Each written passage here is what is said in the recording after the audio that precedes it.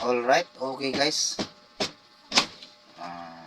Una sa lahat, no, magandang gabi o araw man dyan sa inyong lugar.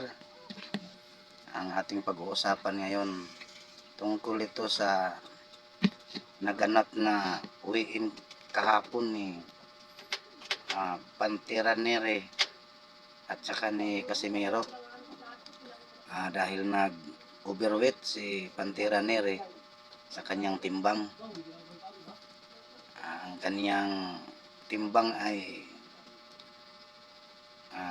sa unang pagsalang niya ay 127.2 pounds at sa pangalawang pagsalang niya guys, konti lang ang binawas, 126.9 pounds ang kanyang pangalawang pagsalang.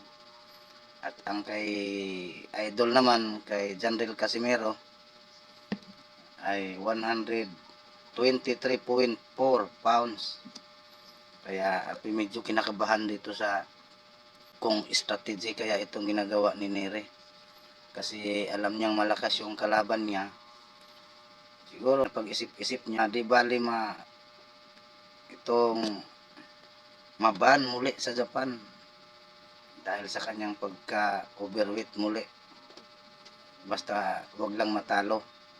Siyempre kasi kapag piniga niya talaga yung katawan niya, talagang manghihina talaga siya, mga idol. Hindi natin alam kung strategy ba yan.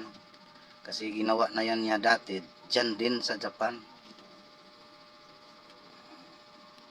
Kaya paalala natin sa team kasi meron na wag sana silang magkumpiyansa kung ano yung hindi natin alam kung strategy ba yan ni Luis Neri.